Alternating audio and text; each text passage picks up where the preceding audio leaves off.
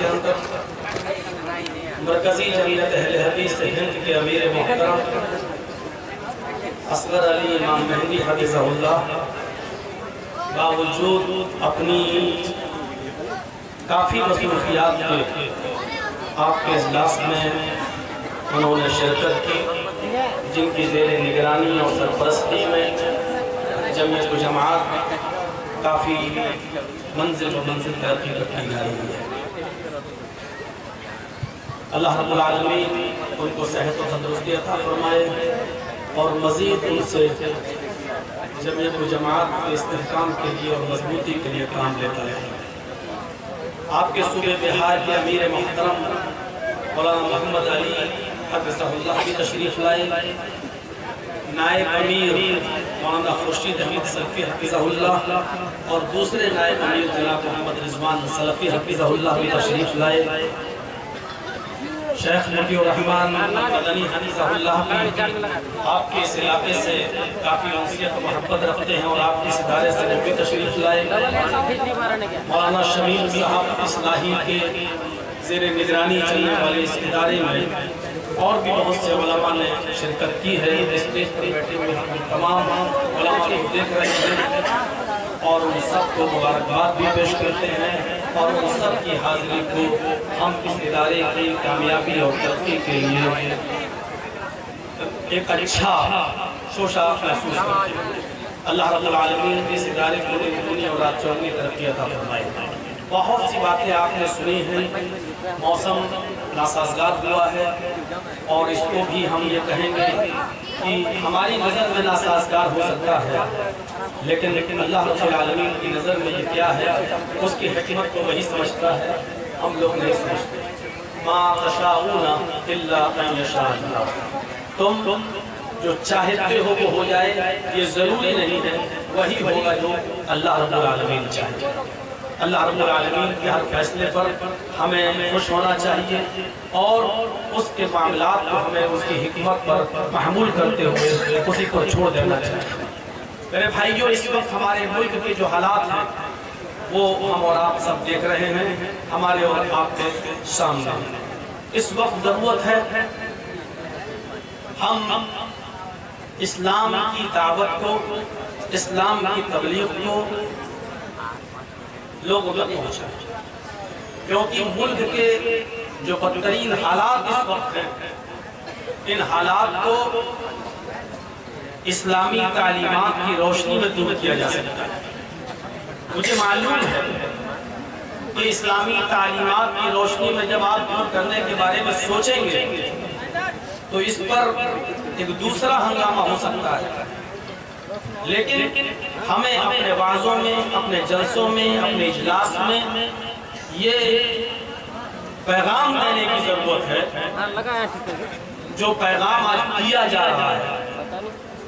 जैसे आज नारा लगता है सबका साथ, सबका विकास, सबका विश्वास। अगर हम किताबों की रोशनी में, शरीयत की रोशनी में अगर हम ये नारा देखना चाहें तो ये नारे, इस नारे से इस्लामी तालीमात भरी पड़ी मिलेगी। हम मीडिया को, हम गैर मुस्लिमों को, हम पॉलिटिकल पार्टीज को ये बता सकते हैं और बताना चाहिए कि ये नारा जो आज इस दौर में दिया जा रहा है, ये नारा 1400 साल पहले इमाम कायनात ने जनाब मोहम्मद रसूलुल्लाह सल्लल्लाहु अलैहि वसल्लम ने दिया था। आप इस कायनात की वो अजीम शख्सियत थे जो सबको लेकर चलते थे, सबका साथ था, सबको विश्वास दिया करते थे और इसी तालीमात का नतीजा था कि जो इस्लामी हुक्मरान पैदा हुए हैं इस्लामी तारीख के अंदर और जिन्होंने खिलाफत की, जिन्होंने हुकूमत की, जिन्होंने राजनीति करके दिखाई, सियासत करके दिखाई, वो नबी अकरम की इसी तालीमात को लेकर आगे बढ़े और पूरे मुल्क के अंदर ही नहीं, पूरी दुनिया के अंदर अमन और अमान कायम। इस्लाम की तालीमात की रोशनी में इस चीज को समझा जा सकता है। आप बुखारी शरीफ पढ़ें, आपको पता चले नबी अकरम सल्लल्लाहु अलैहि वसल्लम जिस माहौल में आए, कितना डेंजर, कितना खतरनाक था वो माहौल। एक एक रोटी और एक एक बोटी के पीछे कत्ल और क़िताल आम हो जाया करता था। ज़िनाकारी आम थी, शराब नोशी घर घर में थी, जुए में लोग रकम और दौलत हारने के बाद अपना मकान हार जाते थे, मकान हारने के बाद अपनी बीवी हार जाते थे, बीवी हार जाने के बाद अपना जवान लड़की और जवान बेटी को भी जुए में लगा दिया करते थे और वो भी हार जाया करते थे। रास्ते में कोई अगर उम्रे की नियत से कस्द आ रहा है तो रास्ते में वो काफिला लूट लिया जाता था, चोरी और डकैती कर ली जाती थी, कत्ल और क़िताल हो जाता था। एक शख्स नबी अकरम सल्लल्लाहु अलैहि वसल्लम के पास आया।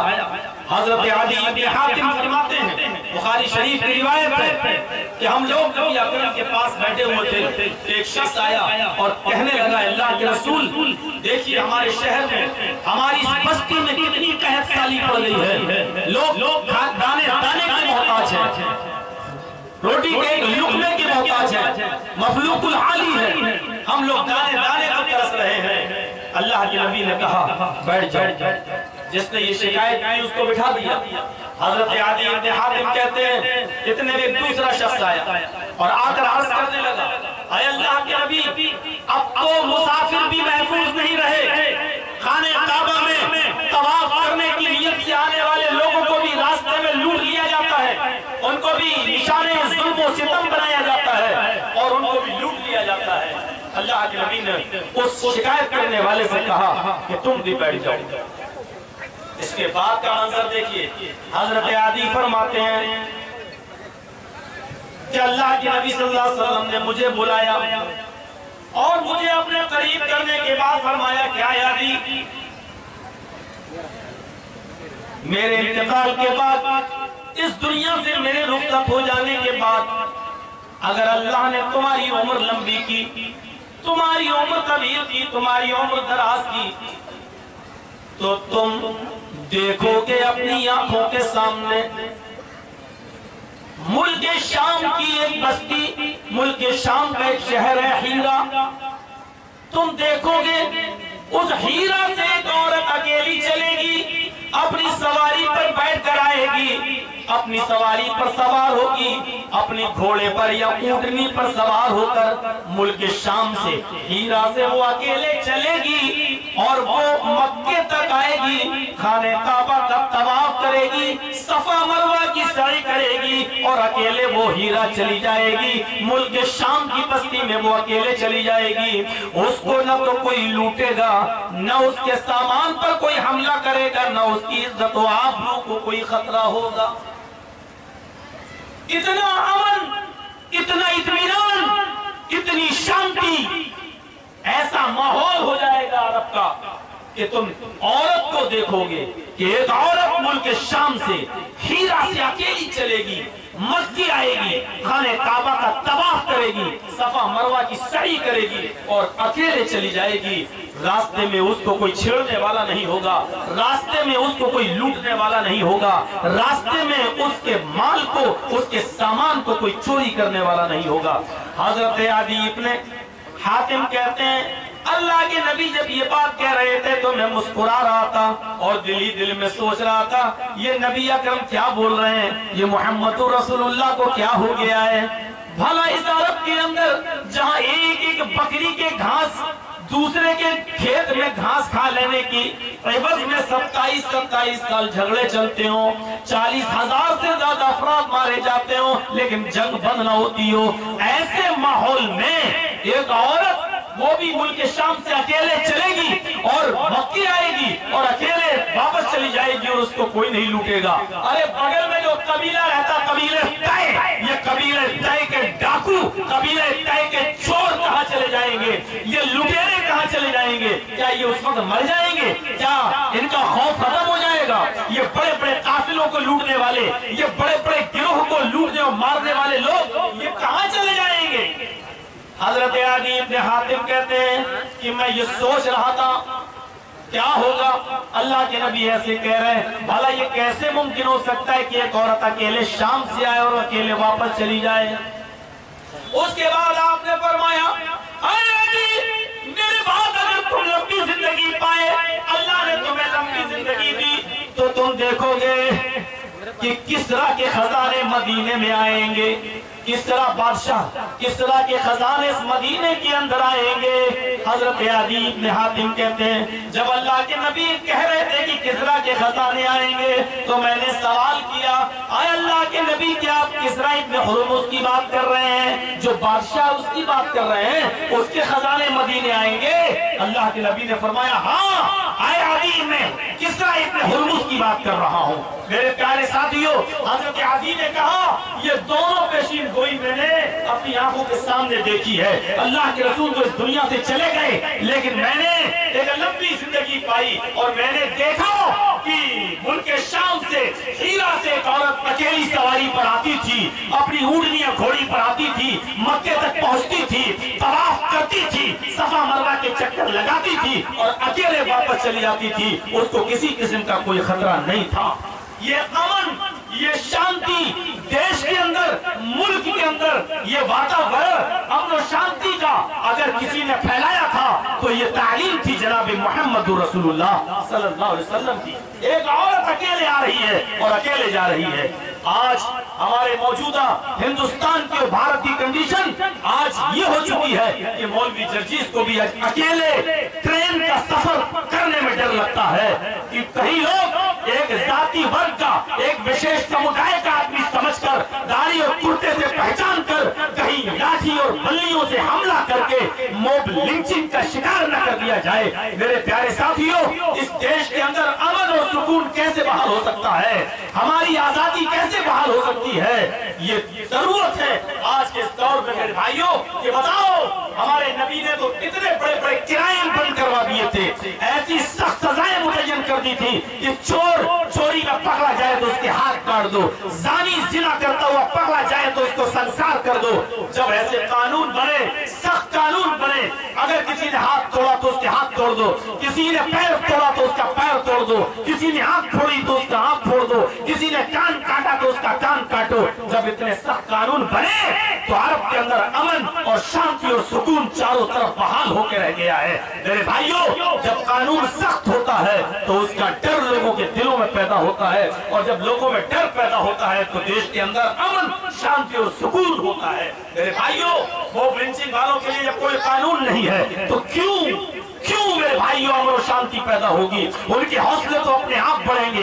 मेरे भाइयों, जो कानून आज देश में लाया गया, मैं जानता हूं इस कानून की जरूरत नहीं थी, और जिस कानून के लिए सुप्रीम कोर्ट कह रही है कि मॉब लिंचिंग पर जल्द से जल्द कानून लाया जाए, सख्त से सख्त सजा मुतय्यन की जाए, लेकिन उसका चर्चा तक आज पार्लियामेंट में नहीं होता है। जिस पर सुप्रीम कोर्ट ऑर्डर दे चुकी है, लेकिन उसका चर्चा तक नहीं होता है। ये हमें और आपको, मीडिया वालों को सोचने की जरूरत है और गौर करने की जरूरत है। आज हजरत अदी इब्न हातिम के उस वाक़े से जो नबी अकरम ने पेशीन गोई की थी, उस पेशीन गोई से हमें अंदाजा लगाना चाहिए कैसा अमन। एक औरत अकेले तशरीफ ला रही है, अकेले, वो भी उस जमाने में जब लाइटें नहीं थी, कुमकुमे नहीं थे, मोबाइल का जमाना नहीं था कि हम फोन कर दें मक्के में अपने रिश्तेदार से कि हम फला चौराहे से गुजर रहे हैं, तुम आ जाओ, अपने भाई को फोन कर दें, ये जमाना नहीं था।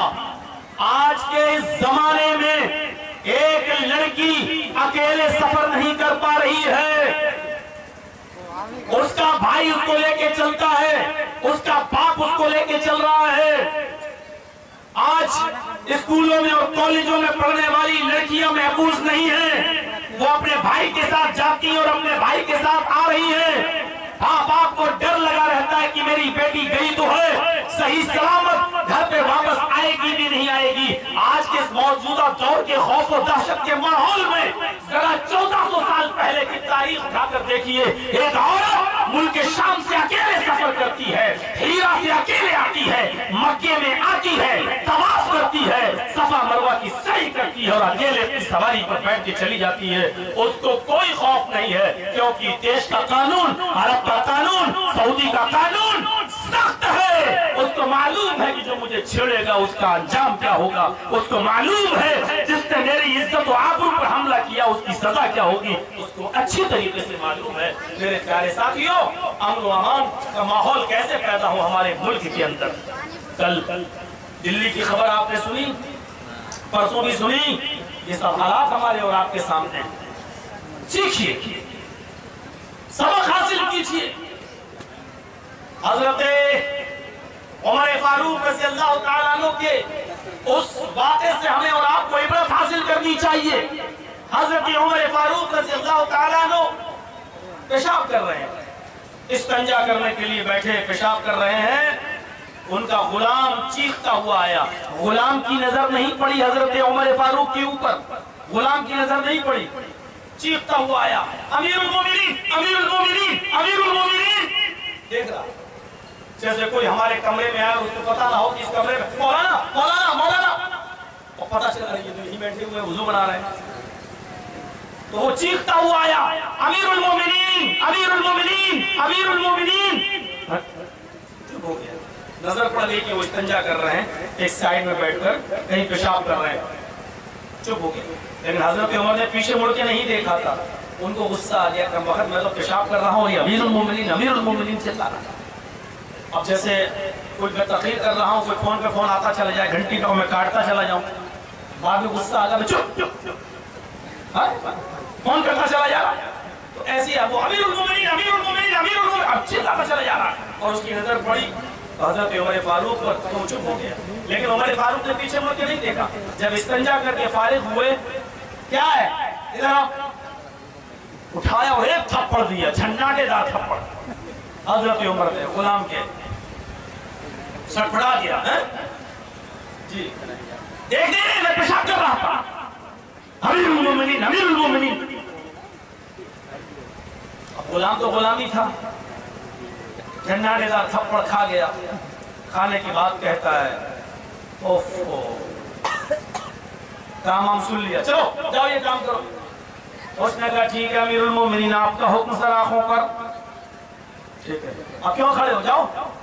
कहा अमीरुल मोमिनीन मैं जा रहा हूँ, लेकिन आपसे गुजारिश है। हाँ बोलो, आप कहाँ जा रहे हैं? उन्होंने कहा मैं घर जा रहा हूँ, मैं अपने रूम में अपने कमरे में जा रहा हूँ।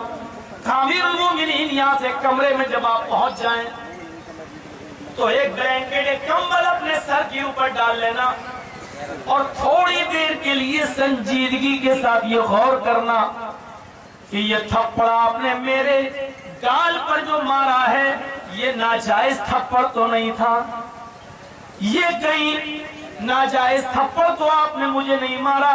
अगर आप गौर करेंगे तो शायद आप इस नतीजे पर पहुंच जाएंगे।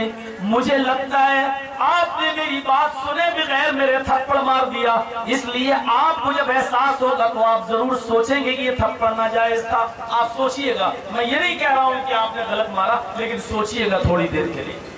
हजरत उमर ने कहा इसमें सोचना क्या है, तुम चिल्ला रहे थे, मैं पेशाब कर रहा था। उसने कहा अमीरुल मोमिनीन मैंने नहीं देखा था पेशाब कर, भला आप पेशाब कर रहे हो, मैं कैसे चिल्ला सकता हूं?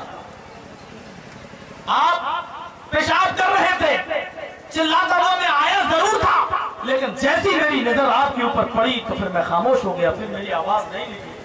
अमीरुल मोमिनीन मैंने आपको जब पेशाब करते हुए देखा तो मैं चुप हो गया, खामोश।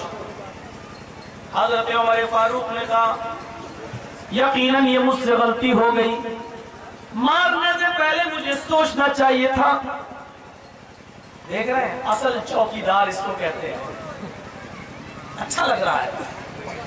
अल्लाह क्या कहा हजरत उमर ने, मुझे पहले मारने से पहले पूछना चाहिए था, लेकिन चूंकि मार दिया, अब तुम बता रहे हो मैंने नहीं देखा, यकीनन मुझसे गलती हुई है। आए मेरे गुलाम, आए खादिम, आओ करीब, करीब आया, उठाओ हाथ और मारो मेरे चेहरे पर थप्पड़, एक थप्पड़ मेरे चेहरे पर मारो। कहा अमीरुल मोमिनीन कैसा मजाक कर रहे हैं, आप हमारे आका हैं, आप हमारे मालिक हैं, मौला हैं, हम कैसे आपको थप्पड़ मार सकते हैं? कहा नहीं, ये जुमला तुम इसलिए बोल रहे हो क्योंकि मैं तुम्हारा मालिक हूं, तुम मेरे खादिम हो, तो इसलिए थप्पड़ नहीं मार रहे हो कि मेरा मालिक क्या कहेगा, क्या सोचेगा। नहीं, मैं कुछ नहीं बोलूंगा, थप्पड़ मारो। उसने कहा अमीरुल मोमिनीन मैंने माफ किया। हजरत उमर ने कहा नहीं, तुम इसलिए माफ कर रहे हो क्योंकि तुम ये सोच रहे हो कि उमर अपने मालिक को थप्पड़ मारेंगे तो उनकी इंसल्ट होगी, लोग क्या कहेंगे। आए खादिम, थप्पड़ मारना पड़ेगा, कयामत के दिन में तुम्हें आज के थप्पड़ का बदला नहीं दे सकता, इसलिए इसी दुनिया में तुम्हें इंतकाम लेना होगा। उसने कहा अमीरुल मोमिनीन, हाथ पकड़ा उसने हजरत उमर का, अपने आका का, अपने मालिक का, और हाथ पकड़ने के बाद कहा अमीरुल मोमिनीन मैं अल्लाह की कसम खाकर कहता हूँ, मैं दिल की गहराई से कहता हूँ कि मैंने आपको माफ कर दिया, मैं कयामत के दिन भी आपसे इंतकाम नहीं लूंगा, मैं आपको दिल से माफ कर रहा हूँ। आपने अपनी गलती मान ली, मैंने समझ लिया कि आप शर्मिंदा हो गए, मैंने आपको माफ कर दिया दिल की गहराई से। हजरत उमर ने कहा लोगों गवाह रहना, तुम सब गवाह रहना, ये शख्स आज दिल की गहराई से मुझे माफ कर रहा है, कल कयामत के दिन कहीं मुझ पर मुकदमा न ठोक दे, अल्लाह की अदालत में कहीं मुझ पर मुकदमा न ठोक। मुल्क चलाने वाला, देश चलाने वाला जब तक अपने आप को मुल्क का खादिम और अवाम और रियाया के दरमियान समानता और बराबरी का मामला नहीं समझेगा, तब तक इस देश के अंदर अमन, चैन और सुकून नाफिज नहीं हो सकता। ये सूरत हाल है। ये था सबका साथ, सबका विकास, सबका विश्वास। अपने गुलाम तक का विश्वास जीत रहे हैं, उसका दिल तक जीत रहे हैं। हम है कहां, किस तरफ है। अल्लामा इब्न तैमिया की बात सुनी अमीर मोहतरम की जबान से, अफजल अली इमाम मेहदी हफिज़हुल्लाह ने बताई। अल्लाह ताला काफिर की हुकूमत की हिफाजत फरमाता है और 7 मर्तबा तक उसकी हिफाजत फरमाता है अगर वो अदल और इंसाफ करती है, और जाल मुसलमान की हुकूमत भी बर्बाद कर देता है अगर वो जुल्म और ज्यादती करती है। इस्लाम ने अदल और इंसाफ एक ऐसा पैमाना बताया है, जहां अदल होगा वहां इंसाफ, वहां अमन होगा, जहां इंसाफ होगा वहां अमन होगा। आपको कितने वाकयात सुनना है अदल और इंसाफ के। जहां अदल होगा, इंसाफ होगा, वहां अमन होगा, जहां जुल्म और ज्यादती होगी वहां बदअमनी होगी। हजरत अली रज़ी अल्लाह ताला अन्हु के पास एक शख्स आया और उसने कान में कुछ कहा, यानी अपना जुर्म बताया। हजरत अली रज़ी अल्लाह ताला अन्हु को उस शख्स ने अपना जुर्म बताया।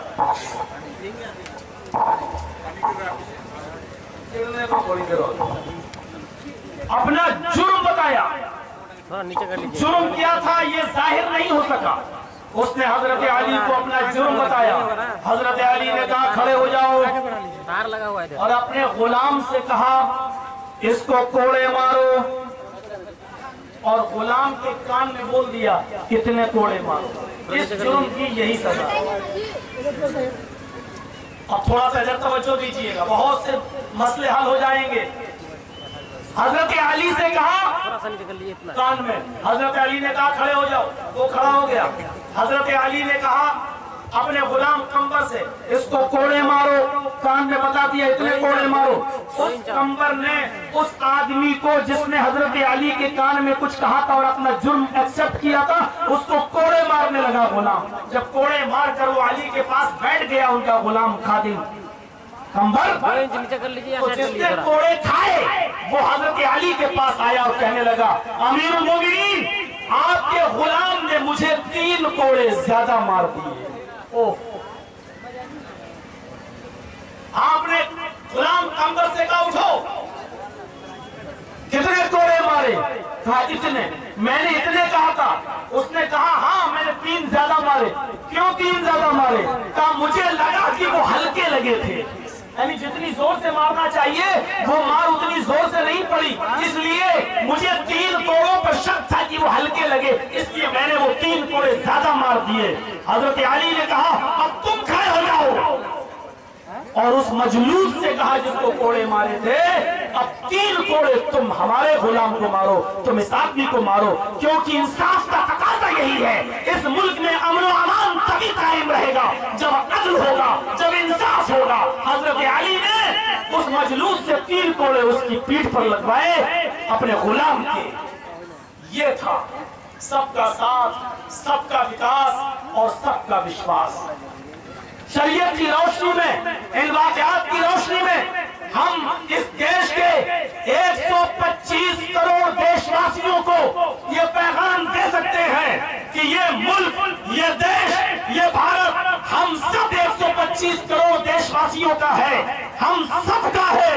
हम सब ने इस देश की आजादी में बलिदान दिया है, हम सब का खून शामिल है इस वतन को, इस मुल्क को आजाद कराने में। लिहाजा इस किताब और सुन्नत की रोशनी में, इन वाक़यात की रोशनी में भारत के 125 करोड़ लोग सोचें, इस देश में अमन कैसे कायम हो सकता है, इस देश में इंसाफ कैसे कायम हो सकता है, इस देश में न्याय कैसे कायम हो सकता है। ये जिम्मेदारी इस भारत के 125 करोड़ देशवासियों की है। इस बात क्यों आज इस देश के अमन और शांति को दीमक चढ़ गई, क्यों आज जुल्म और ज्यादती की हदें हो गई, क्यों आज औरतों के दुपट्टे फाड़े जा रहे हैं, उनके सीनों पर हाथ डालकर उनके गरीबान नोचे जा रहे हैं, क्यों? ये हौसले कहां से मिले, ये हौसले कहां से मिले? ये सबको गौर करने की जरूरत है, क्योंकि न्याय और इंसाफ हमारे मुल्क से उठता जा रहा है। अदल और इंसाफ कायम करो। सबसे बड़े इस देश के महान पुरुष ने, सबसे बड़े इस देश के महान पुरुष ने, जिनका फोटो भी नोट पर छपता है, महान पुरुष महात्मा गांधी जी ने सत्य और अहिंसा पढ़ी है उनकी किताब। उन्होंने यही बात कही थी और इकरार किया था कि इस देश में अमन चाहते हो, इस देश में शांति चाहते हो, इस देश में सुकून चाहते हो, इस देश के अंदर खून खराबा बंद करना चाहते हो, तो हजरत उमर का अदल, हजरत उमर का इंसाफ इस देश के अंदर कायम कर। ये महात्मा गांधी जी ने कहा था। ये नहीं कहा था कि इस्लाम नाफिज कर दो। हम नहीं कह रहे हैं कि इस्लाम नाफिज करो, हम ये कह रहे हैं अच्छी बात जहां से भी मिले वो ले लेना चाहिए। महात्मा गांधी जी ने अदल और इंसाफ कहां से सीखा? हजरत उमर से। हजरत उमर फारूक का अदल और इंसाफ महात्मा गांधी जी को पसंद था, इसलिए बापू जी ने कहा था इस देश के अंदर उमर फारूक का अदल इंसाफ कायम कर दो, देश में खून खराबा बंद हो जाएगा। क्यों नहीं होगा? अदल भी तो ऐसा वैसा नहीं था। मुल्क शाम अमर इब्न आस गवर्नर का बेटा घोड़ा दौड़ा रहा है एक यहूदी बच्चे के साथ, और शर्त हो गई, अरे यहूदी बच्चे चल, तू आगे निकलता है या मैं आगे निकलता हूं। दोनों ने घोड़ा दौड़ाया। हजरत अमर इब्न आस का बेटा पीछे रह गया, हजरत उमर फारूक का बेटा, हजरत अमर इब्न आस का बेटा पीछे रह गया, यहूदी का बच्चा आगे बढ़ गया। जो हार जाता है उसको थोड़ी तकलीफ होती है, तकलीफ होना स्वाभाविक है, लेकिन तकलीफ में जुल्म करना ये अदल के खिलाफ है।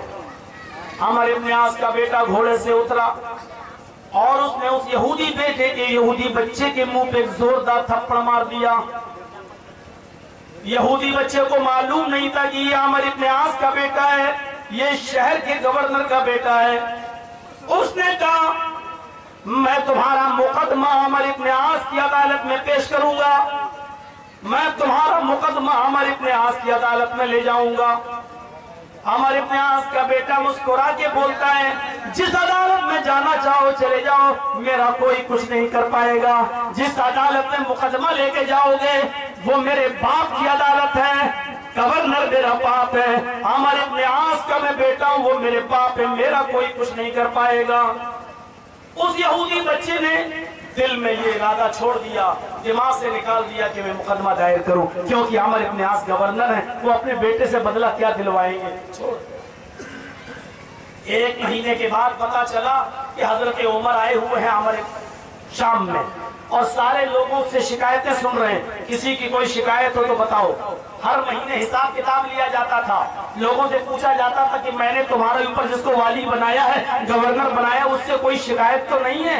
एक महीने के बाद उमर जब मुल्क शाम पहुंचे तो बहुत से यहूदी और मजूसी और ईसाई आए, सब कह रहे थे नहीं ठीक, हमारे इतिहास बहुत अच्छे हैं, आपने जो गवर्नर बनाया बहुत अच्छे गवर्नर, कोई शिकायत नहीं। एक यहूदी उठा, उसने कहा अमीरुल मोमिनीन मुझे शिकायत है। अच्छा आओ करीब आओ, क्या बात, क्या शिकायत है? देख रहे हैं किसकी सुन रहे हैं? यहूदी की। क्या अभी भी बताऊं कि सबका साथ, सबका विकास और सबका विश्वास क्या होता है? हजरत उमर के दरबार में यहूदी, ईसाई, मजूसी सब लगे हुए हैं, किसी को शिकायत नहीं। एक यहूदी उठा, मुझे शिकायत, सबको बिठाया, यहूदी से इधर आओ, बोलो क्या शिकायत? का एक महीना पहले हमारे इतिहास के बेटे ने एक यहूदी बच्चे के साथ मुकाबला किया घोड़दौड़ का, उसमें यहूदी बच्चा आगे निकल गया, अमर इतिहास का बच्चा पीछे रह गया। अमर इतिहास के बेटे ने यहूदी बच्चे के गाल पे थप्पड़ मार दिया, और जब उस बेटे ने मुकदमा दायर करने की बात कही तो अमर इतिहास का बेटा बोला मेरा कोई कुछ नहीं कर पाएगा, मैं अमर इतिहास का बेटा हूं, मैं गवर्नर का बेटा हूं। हजरत उमर ने कहा क्या वो यहूदी बच्चा यहाँ आया है? उस बच्चे ने हाथ उठाया, हाँ इधर आओ। उस यहूदी बच्चे को अपने पास बुलाया, अपनी गोद में बिठाया, अपनी गोद में बिठाया। पर ये सीरत उमर, उस यहूदी बच्चे की पेशानी को बोसा दिया और कहा बेटे तुम्हें डरने की जरूरत नहीं है, जो कुछ हुआ मुझे बताओ। उस यहूदी बच्चे ने बिल्कुल सही सही बता दिया। कहा अमर इतिहास तुम्हारा बेटा कहाँ है? अमर इतिहास ने अपने बेटे को हाजिर कर दिया। उस यहूदी बच्चे से कहा बेटे जितनी जोर से इसने तुम्हारे गाल पे थप्पड़ मारा, आज उमर के सामने उतनी तेज अमर इतिहास के बेटे पर भी थप्पड़ मारो। उस यहूदी बच्चे ने भरे मजमे में अमर इतिहास के बेटे के गाल पर थप्पड़ मारा। हिसाब रफा दफा नहीं, अभी नहीं रफा दफा, आगे सुनिए। आगे अपने साथ जिस खादिम को, जिस गुलाम को लेकर चले थे हजरत उमर, कहाँ है? कहा जी मैं यहाँ हूं, खड़े हो जाओ। खड़ा हो गया गुलाम, अमर इतिहास तुम भी इधर आओ। अमर इतिहास तो मुल्क शाम के गवर्नर है, वो भी पहुंच गए। अपने गुलाम से कहा एक थप्पड़ इस बच्चे के बाप के चेहरे पर भी मारो, गाल पर मारो। मेरे गुलाम से कहा जाओ एक थप्पड़ मारो। उस गुलाम ने हुक्म की तामीर की और मुल्क शाम के गवर्नर के चेहरे पर एक जोरदार थप्पड़ रसीद कर दिया, जोरदार थप्पड़। जाओ। हमारे इतिहास ने कहा नहीं, आया अमीरुल मोमिनीन, पूरे मजमे को बताना पड़ेगा, सबके सामने आपने मेरी इंसल्ट की है। मेरे बेटे ने थप्पड़ मारा था, मेरे बेटे को थप्पड़ मार दिया गया, हिसाब किताब बराबर हो गया। मुझे किस जुर्म में मारा गया? मेरी शिकायत क्या थी? मेरी गलती क्या थी? ये थप्पड़ आपने जो मेरे गाल पे पड़वाया है, मुझे बताइए कि मेरा जुर्म क्या था? हजरत उमर ने कहा अमर तेरा जुर्म ये था कि तूने अपने बेटे को सही तालीम नहीं दी, सही तरबियत नहीं दी। तेरे बेटे ने उस यहूदी बच्चे से ये कैसे कहा मेरा बाप गवर्नर है, मेरा कुछ नहीं होगा, ये गवर्नरी का होता तूने बताया था। तेरे बेटे को ये एहसास क्यों नहीं हुआ कि मुल्क शाम का हर आदमी और गवर्नर सब बराबर है? अगर जुर्म गवर्नर का बेटा करेगा तो उसको भी सजा मिलेगी। उसको ये हिम्मत कैसे मिली कि मेरा बाप गवर्नर है? तूने अपने आप को खादिम बनाकर पेश नहीं किया, आम नागरिक बनाकर पेश नहीं किया, अपनी गवर्नरी का धौंस जमाकर उसके सामने पेश किया है। ये तेरी तरबियत का नतीजा है कि तेरे बेटे में इतनी हिम्मत हुई है। अब मैंने ये थप्पड़ तुझे इसलिए पढ़वाया ताकि आइंदा तू अपने बेटे को सही तरबियत दे सके, सही तालीम दे सके। मेरे भाइयों, ये अदल था, ये इंसाफ था। यहाँ कोई सवाल करने वाला है? कोई है? भगवा रंग के झंडे लेकर कौन घुस रहा है?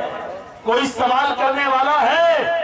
जय श्री राम के नारे लगाकर किस तरीके से मां बहन बेटियों पर टूटा जा रहा है और गिरा जा रहा है। मैं दावे के साथ कह सकता हूं, इस देश के 125 करोड़ देशवासियों से, जिसमें 100 करोड़ सिर्फ हमारे हिंदू भाई हैं, मैं आसमान वाले की कसम खाकर कह सकता हूं कि ये शिक्षा रामचंद्र जी की नहीं है। रामचंद्र जी ने कभी नहीं कहा कि मेरा नाम लेकर झूठ पढ़ो और कत्ल करो। ये शिक्षा राम की नहीं है। जैसे कोई नारे तकबीर अल्लाहू अकबर कहता हुआ घुस जाए और बेकसूर लोगों को मारे, वो भी आतंकवादी। जो जय श्री राम के नारे लगाकर भीड़ में घुसे, वो भी आतंकवादी। आतंकवादी के बीच में कोई समझौता नहीं होता, उसका कोई धर्म नहीं होता, उसका कोई ईमान नहीं होता। ये शिक्षा न इस्लाम की है न हिंदू धर्म की शिक्षा है। जो लोग नारे तकबीर बुलंद करते हुए जाकर भीड़ में घुस के मारते हैं, वो भी इस्लाम को बदनाम करते हैं। और जो राम का नाम लेकर भीड़ में घुसकर आतंक फैलाते हैं, वो रामचंद्र जी के धर्म को बदनाम करते हैं। इनका हिंदू धर्म और इस्लाम धर्म से कोई कॉन्टेक्ट नहीं है, कोई कनेक्शन नहीं। अदल कहाँ है? इंसाफ का। जितना अदल होगा, जितना न्याय होगा, जितना इंसाफ होगा, काबे के रब की कसम उतना ही अमन होगा। देश के अंदर अमन तभी होगा जब अदल होगा। तसव्वुर है, करेंगे आप? तसव्वुर कीजिए, हजरत अली की जिराफ हो गई। ओफो, इस बातें को सुन लीजिए और चाहिए, मौसम बहुत ही नासाजगार। हजरत अली की जिराफ हो गई। 6 महीने के बाद वो जिरा यहूदी के हाथ में दिखी। हजरत अली ने कहा ये मेरी है। यहूदी कहता आप झूठ बोल रहे हैं। हजरत अली ने मुकदमा दायर कर दिया। काजी शुरैह ने बुलाया यहूदी को, उसने कहा मेरी जिरा। हजरत अली ने कहा मेरी जिरा। काजी ने कहा गवाह पेश करो। हजरत हसन की गवाही काजी शुरैह ने रिजेक्ट कर दी। अली आपकी गवाही नहीं मानी जाएगी। क्यों नहीं मानी जाएगी? आपका बेटा गवाही दे रहा है, बेटे की गवाही नहीं मानी जाएगी। हजरत अली ने कहा फिर मेरे पास कोई गवाह नहीं। काजी शुरैह ने फैसला यहूदी के हक में कर दिया, ये जिरा तुम्हारी। देख रहे हैं, काजी शुरैह को काजी हजरत अली ने बनाया, लेकिन हजरत अली के दबाव में नहीं है। अदालत, काजी शुरैह की अदालत हजरत अली के मुताबिक फैसला नहीं हो रहा है, फैसला यहूदी के हक में हो रहा है। क्यों? अदल का तकाजा ये है कि अली गवाह पेश नहीं कर सके, जिरा जिसके पास है उसी को दी जाए। इसका असर यहूदी पर यह पड़ा कि यहूदी डंके की चोट पर कलमा पड़ता है, अशहदु अल्ला इलाहा इल्लल्लाह व अशहदु अन्ना मुहम्मदन अब्दुहु व रसूलुहु। हजरत अली ने जो माहौल दिया अदालतों पर, उसको न्यूट्रल रहने दिया, उसको आजाद रहने दिया। उस जमाने में हुकूमतें प्रेशर में काम नहीं किया करती थी, दबाव में काम नहीं किया करती थी। और यही खुलफाए राशिदीन की अव्वल प्राथमिकता थी। अदल सबके साथ हो, इंसाफ सबके साथ हो, न्याय सबके साथ हो।